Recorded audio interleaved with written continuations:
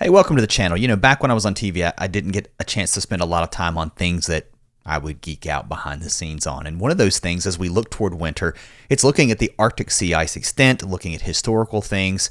And I understand. I take heat in the comments sometimes, and I just want to tell you, look, I get it, right? Long-range forecasting, come on. It's shoddy at best. But there is a correlation between Arctic sea ice, the extent of it, the area, and how it affects the winter-like patterns. And it may not be what you think. So we're going to talk a little bit about that again today. I want to give you an update also what's going on in the Arctic too, because we're going to compare last year to this year. We're also going to talk about why I think the cold, at least the below average temperatures expected not just this weekend, but maybe into next week across Siberia and Alaska, may impact some of this ice melt. Look at the extent of the sea ice today. I want to show you what we're looking at here. This is as of August 6th. This data here coming from NASA, actually. 2025 number here, if you correlate it out, it's arguably, for this time of year, for this exact date, definitely more ice across the Arctic than we were looking at last year, at least the extent of it. The aerial coverage, pretty close to being on track with where we normally would be this time of year. However, I want to show you something. Notice how some years this really drops off, some years it kind of stabilizes out, and I think that has something to do with the weather. Now, what does this mean for winter? The deal is, the more ice coverage you have here, you start to get cold as you head into winter. That could technically lock up more chilly air across the Arctic, because as we're still dealing with relatively warm air at the mid-latitudes, at the high latitudes, you start to get really cold fast. You develop a strong jet stream. Your Arctic jet really starts to just blast around the pole, and that locks that cold air up. However, that also could mean a stronger punch of cold air once we get into winter, because that chilly air is going to be colder earlier. Here's where we are on ice coverage last year. I want to show you the map. This is 2023. This is 2024. Watch just north of Alaska as of the 8th. This is Friday. So, more ice here. Does that mean a colder winter? Does that mean we bottom more air up across the Arctic? Maybe so. Look at what's going on in the upper levels. We're looking down from the North Pole, realistically, right here. So here's North America. Look at this cold air that's spinning just to the north of Alaska into Siberia. Does this mean we start to arrest and stop some of that ice melt across this area where there is some ice? Maybe. However, I'll say on the east side of this low as it spins here, we're actually bringing some warm air into some areas where there's still quite a bit of ice. So that there could be more melting to go.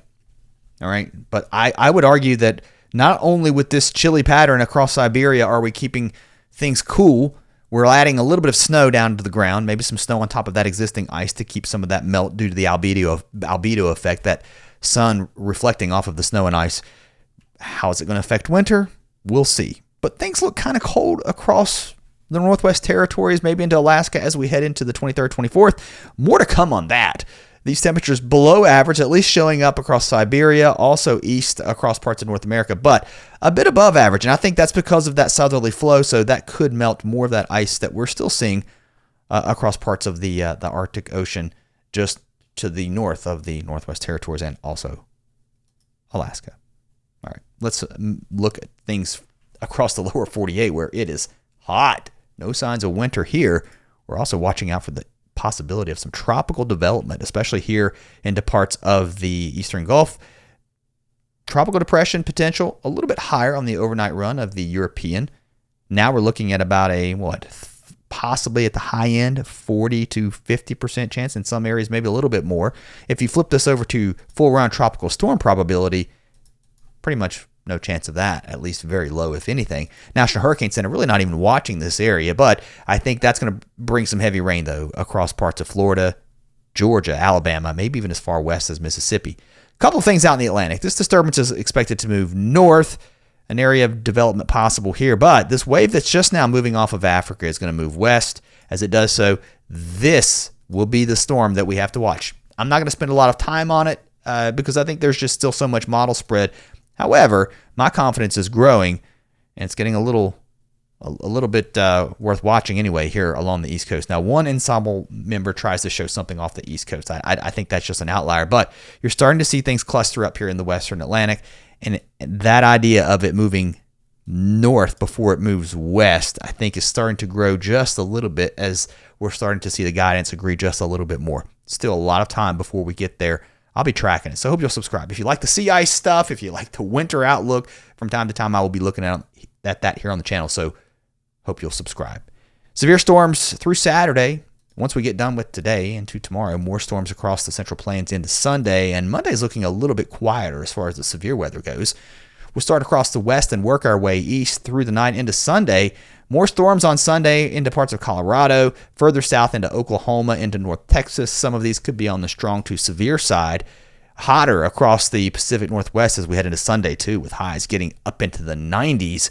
Also across Northern California. Still cool into the southeast as we head into Sunday. Again, temperatures some 10 to 15 degrees below average, but we're warming up across the northeast back into the Great Lakes. Numbers here could be 10 to 15 degrees above average. So a big difference in temperatures across this region, with 60s in some cases into the mountains, 70s and 80s across the south, with the 90s pushing all the way north. Some areas of southern Ontario could get very close to that 90-degree mark. Here's a look at the precipitation as we head into Sunday. There's that low moving into the Gulf. Quite a bit of rain, too, as we get a little bit of a frontal boundary laying here across parts of South Carolina, also Georgia.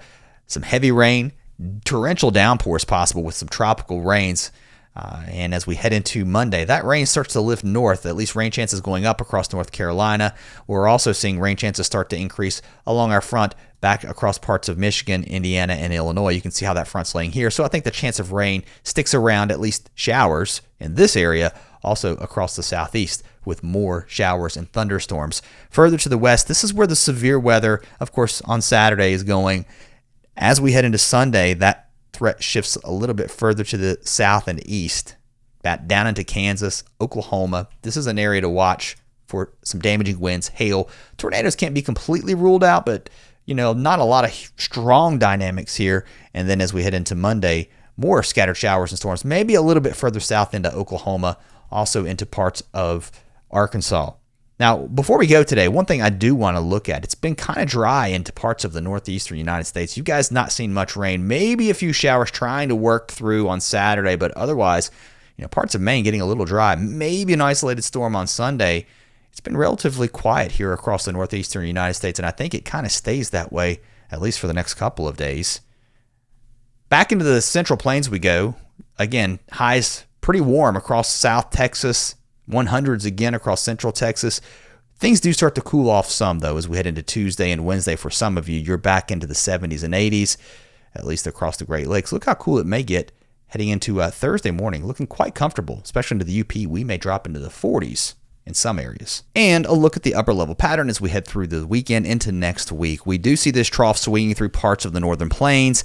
That's going to bring some cooler temperatures here. A decent ridge, though, across the west. So hot temperatures across the west coast. Temperatures will also start to warm up across the southeastern United States as we head through Tuesday and Wednesday. And then we look into the Atlantic basin. So a decent ridge developing. That is going to be favorable for any hurricane or tropical storm, whatever starts to move this way as we get toward the 15th, 16th, and the 17th. And I think the question is ultimately going to be, as far as where this storm goes, what happens to the trough axis? Where is it going to set up? We're way too far out, I think, to drive an exact track for a hurricane. This is the operational run of the European from overnight. This type of setup, you certainly don't really like to see. You're starting to develop a ridge across the west.